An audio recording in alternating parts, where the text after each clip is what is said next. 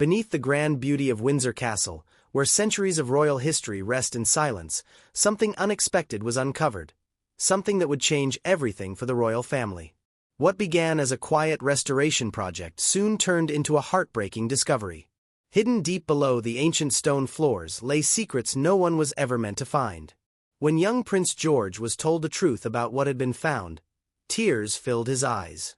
It wasn't just history they had unearthed. It was a painful mystery. So discovery could push the prince to tears. Join us to find out.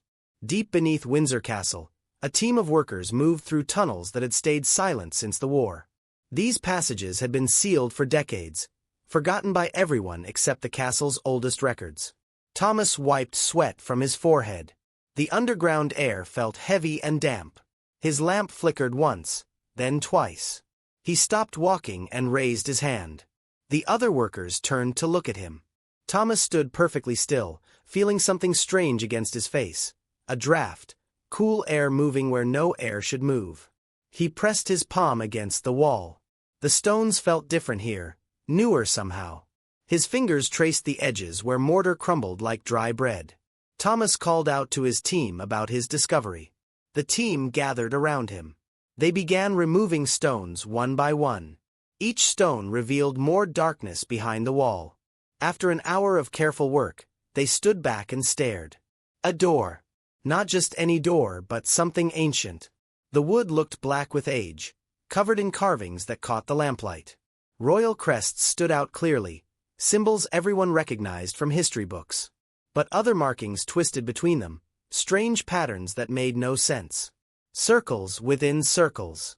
Lines that curved like waves. Symbols that belonged to no language any of them knew. Thomas knew they needed to call someone immediately.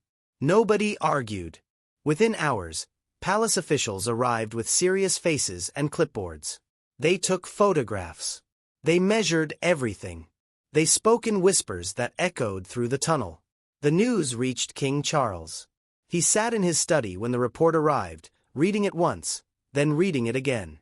An unknown door beneath his own castle, hidden for who knows how long. The implications made him uneasy. The king ordered the area secured and insisted that no one outside the palace should know about this discovery yet. The officials nodded and left quickly. The king stood by his window, looking out at the castle grounds. Secrets had a way of surfacing, especially old ones. Whatever lay behind that door had been hidden deliberately. Someone long ago had sealed it away, buried it beneath stone and time. But why? He needed to know. He needed to see it for himself. King Charles descended the stone steps with Prince William beside him. Neither man spoke. The air around them felt wrong, too cold and too still for a place that should hold nothing but old stone and silence. A historian waited near the ancient door, her face tight with worry. She had spent the last 2 days studying every record, every blueprint, every document about Windsor Castle that existed in the royal archives. She told them the tunnel did not appear in any official plan. Someone had built it in complete secrecy, hidden from all records. The king and prince exchanged glances. A secret room beneath the castle meant secrets worth hiding, the kind that families buried and hoped would never surface. William stepped closer to the doorway. The darkness beyond seemed to swallow the light from their lamps. He could feel the weight of history pressing down, centuries of silence about to break. The king nodded, and they entered together. The chamber opened before them like a tomb. Dust floated in the lamplight, thick as fog. The air tasted old, untouched for decades, maybe centuries. Their footsteps disturbed layers of silence that had settled like snow. Furniture filled the space, tables and chairs carved from dark wood, their surfaces dulled by time. Sealed boxes lined the walls, stacked carefully as if someone planned to return for them. Everything looked frozen, abandoned in the middle of some urgent task. But the paintings caught their attention first. Dozens of them leaned against the walls, covered by cloth that had turned gray with dust. The fabric looked fragile, ready to crumble at a touch. William reached for the nearest one. The cloth fell away in his hands like spiderwebs. A face stared back at him, a young boy, perhaps 8 or 9 years old. He wore royal clothing, rich fabrics and gold trim that marked him as nobility. His eyes looked directly from the canvas with an expression both proud and sad. But nobody recognized him. The historian moved closer, studying the painting with growing confusion. She knew every royal portrait, every branch of the family tree going back centuries. This boy fit nowhere. Prince William examined the frame, turning it carefully. A small piece of paper had been attached to the back, yellow with age. The handwriting looked old, formal, and deliberate. He read it aloud, his voice quiet in the dusty chamber. Heir of two worlds, protected by silence. The words hung in the air like a question that demanded answers. King Charles moved to another covered painting, then another. Each cloth revealed another portrait, a young woman with kind eyes, an older man with a stern face, a family group standing together, their faces serious for the camera of a different age. All strangers. All wearing clothes that suggested royalty or high nobility. All completely unknown to recorded history. The historian began examining the sealed boxes with shaking hands. Inside one, she found letters tied with ribbon. Another held official-looking documents with royal seals. A third contained jewelry that gleamed even under the dust. Everything suggested these people mattered. Everything pointed to importance, to status, to power. Yet history had forgotten them completely. William stood before the painting of the boy, unable to look away. Something about those eyes troubled him. They held knowledge, understanding beyond their years, as if the boy knew what would happen, knew he would be erased. He asked his father what this could possibly mean. King Charles moved through the chamber slowly, touching nothing, observing everything. His mind raced through possibilities, each more troubling than the last. A secret branch of the family. Children born outside marriage. Threats to succession hidden away to prevent conflict. But protection suggested something different. These people had been kept safe, preserved rather than destroyed. Someone had cared enough to build this chamber, to store these belongings, to keep their memory alive even if hidden. The historian found a larger document among the papers, a family tree, hand-drawn with careful detail. It showed connections between names, dates of birth and death, marriages and children. She traced the lines with her finger, following them back through generations. They connected to the main royal line at several points, branching off and returning like threads in complex fabric. But none of these names appeared in official records. It was as if someone had carefully removed them, editing them out of history itself while keeping this secret record hidden away.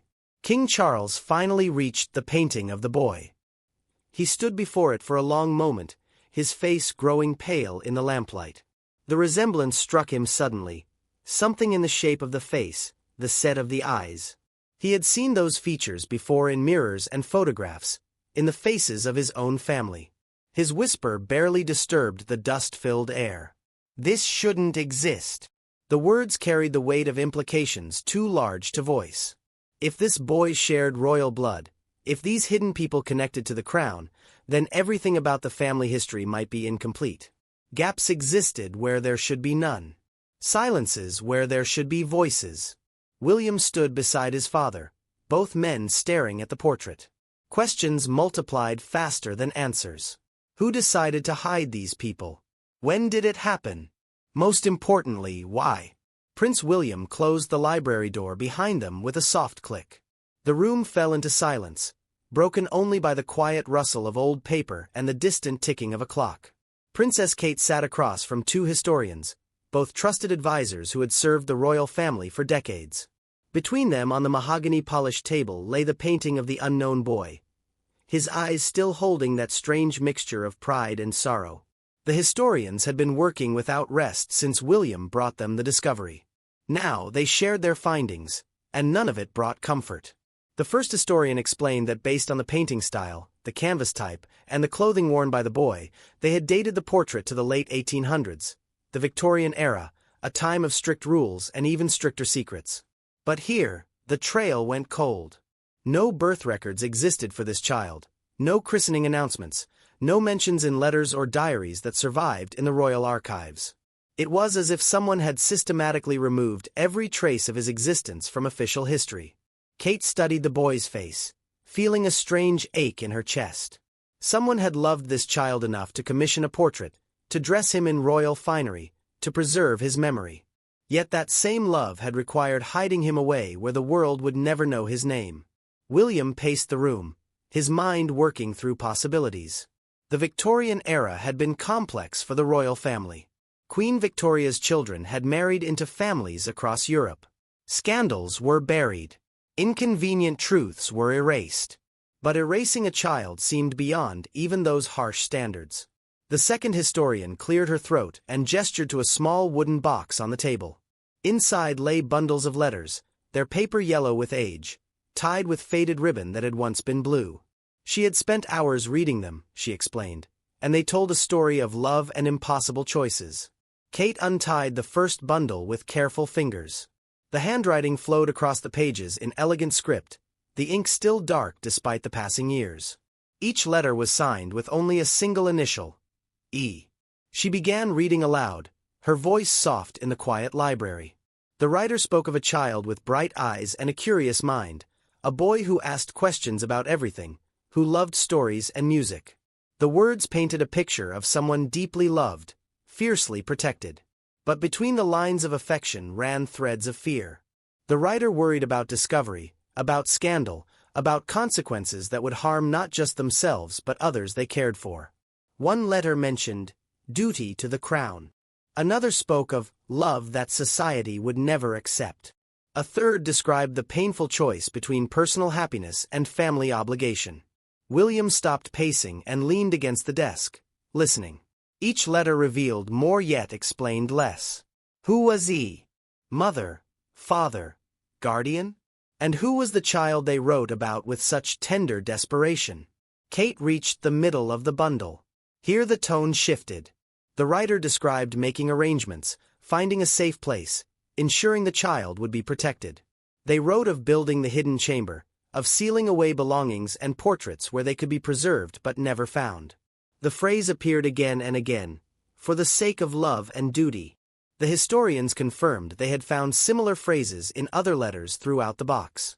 Someone had faced an impossible choice and made the only decision they felt they could: hide the truth to protect everyone involved. The weekend had arrived. Prince George had come to spend time with his parents, eager to explore the castle's long corridors and hear stories about kings and queens from centuries past. But he noticed immediately that something felt different. His parents whispered in corners. They stopped talking when he entered rooms. Papers disappeared quickly into drawers. The atmosphere held secrets that made even the familiar castle feel strange. George was young, but not too young to recognize when adults were worried.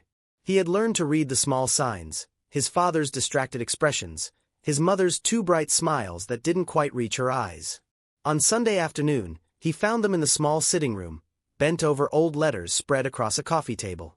They spoke in voices barely above whispers, unaware that he stood in the doorway.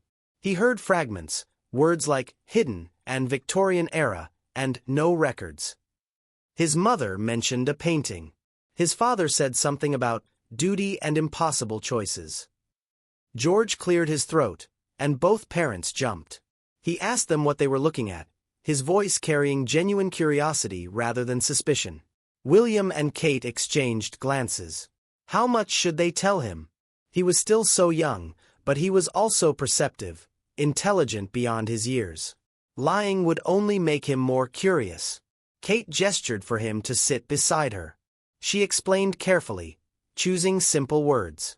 They had found something old beneath the castle, letters and paintings from long ago, a mystery about people who had been forgotten by history. George leaned forward, fascinated. He asked if it was like a treasure hunt. William smiled despite his worry. In a way, yes. But this treasure raised questions rather than providing answers. Questions about their family, about the past, about secrets that had stayed buried for over a century. The boy studied the letters on the table, though the old-fashioned handwriting remained difficult for him to read. He asked why someone would hide letters and paintings. Kate felt her throat tighten. She told him that sometimes people made difficult choices to protect the ones they loved. Sometimes keeping secrets felt like the only way to keep everyone safe. George considered this with the serious expression he wore when thinking deeply about something. He asked if the secret stopped being necessary when everyone from that time had passed away. The question hung in the air, so simple yet so profound. William found himself without an answer. That evening, after George had gone to bed, William returned to the library alone. One letter remained unread, thicker than the others, sealed with wax that had cracked with age. He broke the seal carefully and unfolded the paper. The handwriting was the same, but the tone felt different, final, deliberate. The writer addressed this letter to someone in the future, not by name, but by title, the rightful heir, someone from their bloodline who would one day find the hidden chamber and discover the truth they had buried. William read slowly, his heart beating faster with each line. The writer explained they had no choice but to hide what they treasured most. Society's rules, the demands of the crown, the weight of duty all made it impossible to acknowledge the truth publicly. But they could not destroy it either. Love would not permit such erasure. So they built the chamber, preserved the evidence, left clues for someone wise enough to find them and brave enough to seek the truth. Prince George could not stop thinking about the boy in the painting. Those eyes followed him through his dreams, sad and knowing, as if waiting for something only George could give. Days passed, but the image stayed with him, a boy dressed in royal clothes, hidden away like a shameful secret. Someone who should have mattered, but somehow didn't. At least not in any history book George had ever read. On a quiet Tuesday afternoon, he wandered into the castle library with his mother. Kate had brought him here to find books for his studies, but George felt drawn to the older sections, where leather spines cracked with age and dust motes danced in the gray light. His fingers traced along the shelves until they stopped at a thin volume bound in faded green cloth. The title had worn away almost completely, but he could just make out the words, Windsor's Hidden Spaces. He pulled it free and carried it to a reading table. Kate looked up from her own book and smiled at his choice. She always encouraged his curiosity about the castle's history. George opened the cover carefully. The pages felt brittle, as if they might crumble under his touch. The book described secret passages, forgotten rooms, architectural mysteries that had puzzled historians for generations. He turned pages slowly, studying diagrams of walls that held hidden doors and staircases that led nowhere. Then something slipped from between two pages and fluttered to the table. A sketch. His breath caught. Even before he picked it up, he recognized the face. The same boy from the portrait stared back at him, rendered in pencil on yellowed paper. The drawing showed less detail than the painting but captured the same expression, the same slight sadness in the eyes. George called to his mother, his voice tight with excitement. Kate crossed the room quickly and looked over his shoulder. The sketch made her freeze. She had spent hours studying that painted face, and here it appeared again, hidden in a random library book, like a message waiting to be discovered. She turned the sketch over with trembling hands. On the back, written in the same elegant script from the secret letters, were 3 words, Edward the Unnamed. Edward. Finally, a name. But the unnamed felt like an erasure itself, a title that acknowledged existence while denying identity. Kate felt cold spread through her chest. Someone had wanted this boy remembered, but only in whispers, in hidden sketches and sealed chambers. They had given him a name while simultaneously taking it away. She told George they needed to show this to his father immediately. But George remained sitting, staring at the sketch with an expression Kate had never quite seen on his young face before. Something beyond curiosity, something that looked almost like grief. He spoke softly, his words barely audible above the rain. "He looks lonely, Mommy." The simple observation hit Kate harder than any historical revelation. George saw past the mystery and the intrigue to the heart of it, a child alone, forgotten by everyone except whoever had loved him enough to hide these traces of his existence. She sat beside her son and pulled him close. She told him that yes, Edward probably had been lonely. Whatever circumstances led to his hiding, they must have been terribly difficult for everyone involved. George asked if they could help Edward somehow, even though he lived so long ago. Kate felt tears prick her eyes. She explained that perhaps discovering the truth was a way of helping. By finding these hidden pieces and putting them together, they were giving Edward something he never had in life: recognition, acknowledgement that he mattered. The boy nodded slowly, still studying the sketch as if trying to understand the person behind those penciled lines. That night, the storm arrived. William and Kate lay awake, listening to the tempest rage outside their windows. Neither could sleep. The discovery of Edward's name had opened new questions rather than answering old ones. Who was he really? Why had he been hidden? And why did finding him feel less like solving a mystery and more like awakening something that had been sleeping? A crack of thunder shook the walls so hard that pictures rattled in their frames. Then they heard a sharp sound from down the hall. Glass breaking. William grabbed his robe and rushed toward the sound, Kate following close behind. They knew before they reached the room what they would find. The chamber where they had stored the painting. William pushed open the door. Lightning flashed outside, illuminating the portrait in stark white light. The boy's face stared out at them, but now a crack ran down the glass covering, splitting the image directly through the middle. A perfect line from top to bottom, dividing Edward's face in two. No other glass in the room had broken. No other painting showed damage. Just this one, cracked during the exact moment when thunder shook the castle. They thought the storm destroyed the painting, not knowing it was about to expose more. Stay with us. The electricians arrived to repair damage from the storm. Lightning had struck somewhere near the old library, knocking out power to an entire wing of the castle. They worked with flashlights and voltage meters, tracing wires through walls that had stood for centuries. One electrician pressed his hand against the library wall, feeling for heat or damaged circuits. The panel felt loose under his palm. He pushed harder, and something shifted. A section of the wall moved inward with a grinding sound. Everyone stopped working. The electrician shone his light through the gap. Darkness waited beyond, and the smell of very old air drifted out like breath. Within an hour, William stood before the opening with palace officials and historians. Another hidden space, another secret that the castle had kept locked away until circumstance forced it open. They widened the gap and stepped inside.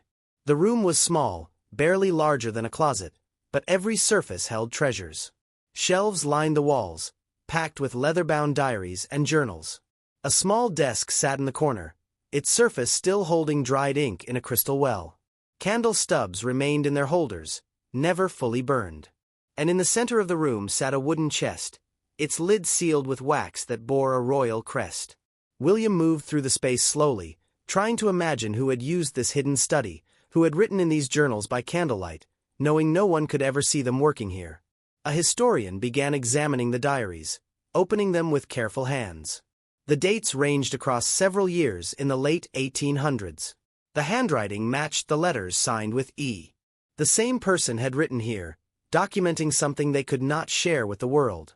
William knelt beside the chest. The seal looked official, important. He broke it carefully and lifted the lid. Papers filled the interior, organized in neat bundles: architectural drawings, lists of supplies, schedules, and lesson plans, all centered around something labeled at the top of each page: Secret Education Chamber. He spread the papers across the desk, piecing together their meaning. Someone had designed a complete schoolroom hidden somewhere in the castle. A place where a child could learn reading and mathematics, history and languages, all without being seen by anyone outside a small trusted circle. The notes included details about tutors sworn to secrecy, books purchased through intermediaries, special arrangements for everything a growing boy would need to develop his mind while remaining invisible to the world. One document explained why, in painfully clear language. The historian read it aloud, her voice catching on certain phrases. The child had been born from a forbidden romance, two people who loved each other deeply but could never acknowledge that love publicly. One of royal blood, the other unsuitable by the harsh standards of Victorian society. Their son carried that impossibility in his existence, proof of love that broke unwritten rules, a child who should not exist according to the rigid boundaries that governed royal life. So they hid him, not out of shame, but out of protection. Hiding became the only way to keep him safe, to keep both his parents safe, to prevent scandal that would destroy multiple lives. Edward the Unnamed had been hidden beneath the castle so he could remain close to those who loved him most. That evening, King Charles met with William in his private study. The weight of the discoveries pressed heavily on both men. The king spoke quietly about the burden that crown and duty placed on those who wore it. He explained that royal life had always demanded sacrifice. Sometimes that sacrifice meant giving up personal desires for the good of the monarchy. Sometimes it meant denying love itself. William listened, hearing the pain behind his father's words. Charles was not just speaking about the past. He was speaking about every generation that had struggled with the same impossible choices. The king acknowledged that times had changed, that modern sensibilities allowed more freedom than the rigid Victorian era, but the fundamental tension remained personal happiness versus public duty, love versus obligation.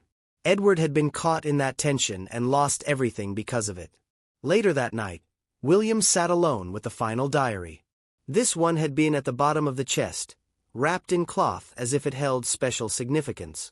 He opened it carefully. The entries were brief, written by someone recording moments they knew they could never speak of aloud. Descriptions of a bright child learning to read. A boy who loved stories about knights and adventures. Someone who asked difficult questions about why he could not play outside, why he could not meet other children, why everything in his life remained secret. And through it all, the desperate love of someone trying to make an impossible situation bearable. George had been quiet for 3 days. His parents recognized the signs. Their son was thinking deeply about something, turning it over in his mind the way he did with puzzles he could not quite solve. At breakfast on Thursday, he finally spoke. He asked if he could see the hidden chamber, the place where Edward's belongings had been kept all those years. William and Kate exchanged glances across the table. They had been protecting George from the sadder parts of the story, unsure how much a child his age should carry.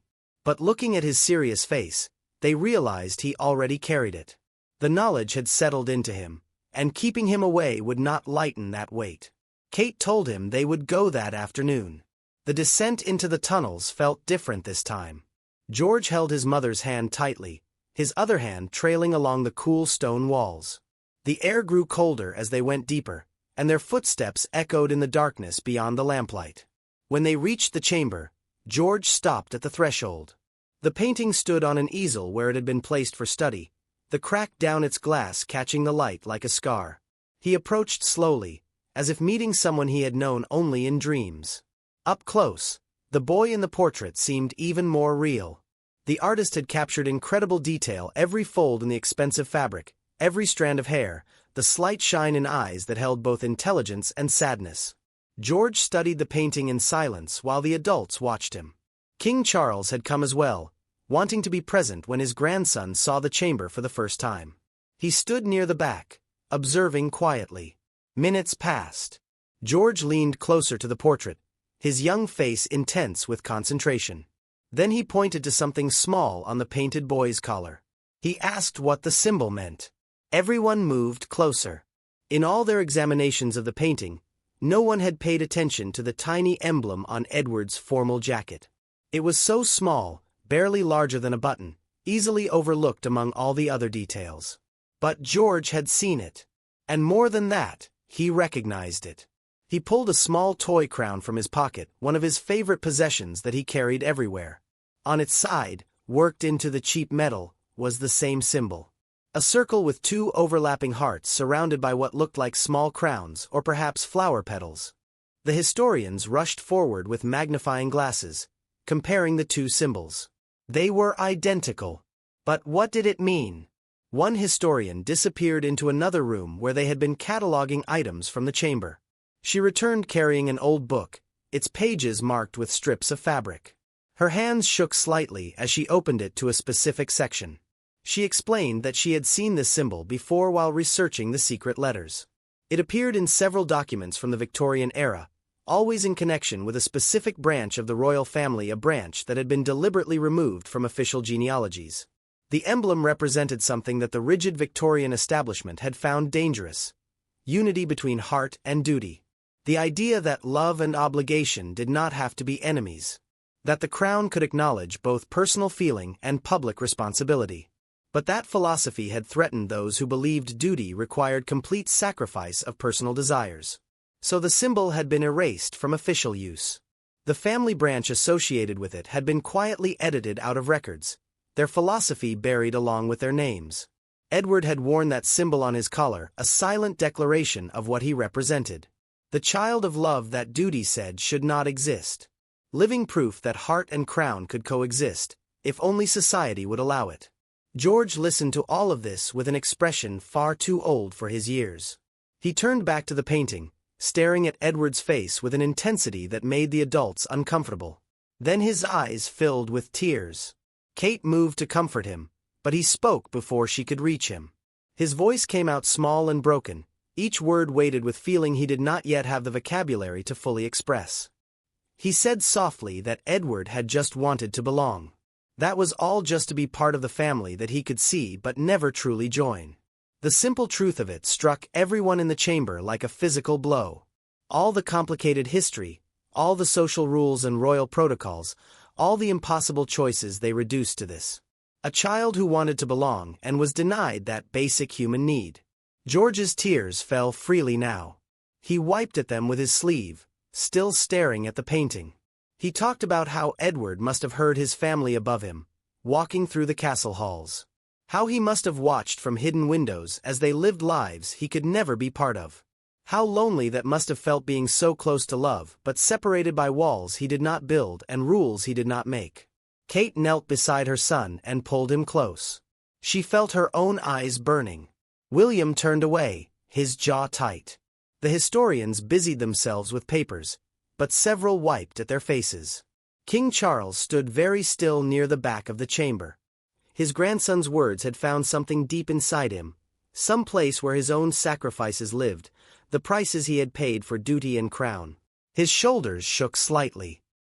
He turned away to hide his tears, but everyone had already seen them. After several minutes, Kate suggested they should leave. This had been enough for one day. George needed fresh air and sunlight, not these underground shadows and century-old grief. They gathered their belongings and moved toward the door. George walked slowly, reluctant to leave Edward alone again in the darkness. At the threshold, he turned back for one final look at the painting. George drew in a sharp breath. The moment passed as quickly as it came, the light shifting, the illusion fading. But he had seen it. He was certain.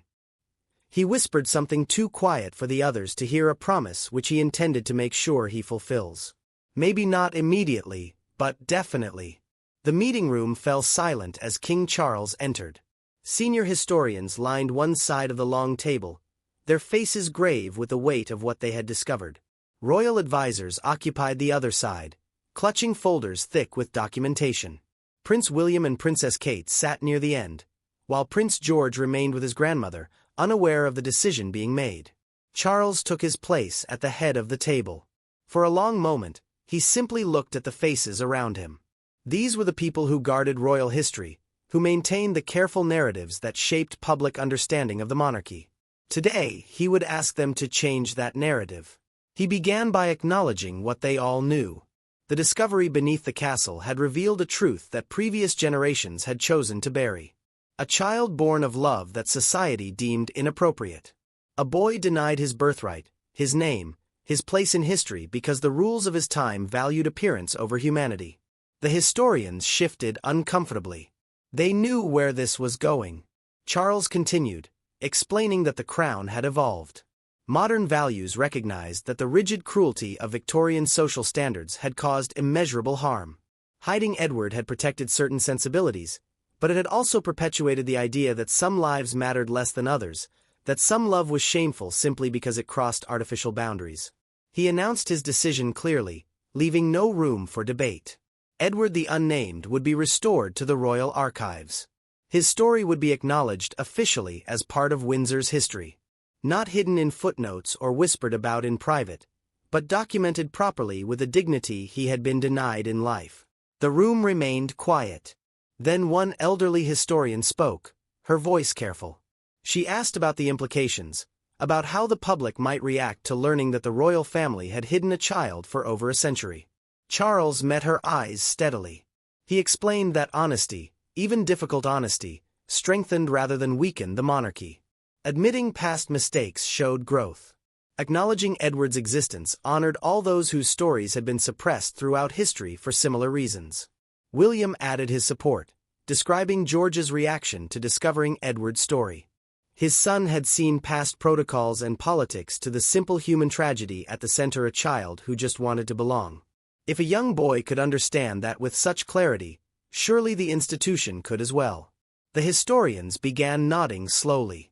One by one, they voiced their agreement. This was the right decision. Long overdue, but right. The transformation of the secret chamber took 3 months. Architects worked carefully to preserve its original character while making it accessible and safe. The hidden study behind the library became part of the space as well. The 2 rooms connected to show the full scope of Edward's hidden life. They filled the chamber with artifacts from the sealed boxes, his toys and books, the letters signed by E., the architectural plans for his secret education. Everything that proved he had existed, that he had mattered to someone. But they expanded the purpose beyond just Edward. Historians researched and found other forgotten royal children throughout the centuries, stillborn babies never officially recorded, children who passed away young and were quietly erased from genealogies, others born in circumstances that society deemed unacceptable. The chamber became a remembrance room for all of them. A space acknowledging that royal history, like all history, contained gaps where people should have been, lives that mattered but were never properly honored. They installed Edward's portrait in the center, the cracked glass left unrepaired. The fracture had become part of his story now, a visible reminder of how secrets damaged even as they protected. On the day the chamber officially opened to the family, George stood before the portrait for a long time. His parents watched him, remembering his tears months earlier, how deeply he had felt Edward's loneliness. The room looked different now. Warm lighting replaced the cold shadows. Fresh flowers sat in vases on small tables. Information plaques told stories in clear, honest language. The space honored rather than hid. George turned to his parents, his young face serious but no longer sad. He spoke quietly, his words simple but profound. He said that now Edward would never be alone again. People would know about him. His story would be remembered. That mattered. Kate felt tears prick her eyes again, but they were different tears than before. George's innocence reminded her of something adults often forgot: truth healed more than it hurt. Acknowledgement brought peace even to old wounds. Love expressed, even a century later, still counted as love. Charles joined them, placing his hand on George's shoulder. He told his grandson that he had taught them all something important, that seeing Edward's humanity first, before the complications and protocols, was the right instinct, the one they should have followed from the beginning. Months passed. Summer turned to autumn, and Windsor Castle settled into new rhythms. The chamber became a quiet space that family members visited when they needed perspective, when the weight of duty felt too heavy, when they wanted to remember what mattered most. The castle itself felt different, lighter somehow, as if releasing the secret had lifted a burden from the ancient stones themselves. The staff noticed it. Family members felt it. Even visitors who knew nothing of Edward sensed a certain peace in the air. One October afternoon, as golden light slanted through tall windows, William found George reading in the library, the same library where the sketch had been discovered, where everything had begun. William sat beside his son and waited until George looked up from his book. Then he spoke about that day in the chamber when George had cried, about how those tears had come from understanding something most adults forgot or chose to ignore. He told George that crying that day had shown wisdom beyond his years. That recognizing Edward's pain, feeling it as if it were his own, demonstrated the kind of empathy that made a good person and, someday perhaps, a good king. William explained that power meant nothing without compassion. That duty without heart became cruelty. That the crown's true strength came not from authority but from recognizing the humanity in everyone, even those the world tried to forget. George listened seriously, processing his father's words the way he processed everything important. Then he asked if they could visit Edward before dinner. They descended together into the chamber as evening approached. The setting sun found its way through small windows high in the walls, painting everything in warm amber light. George had brought a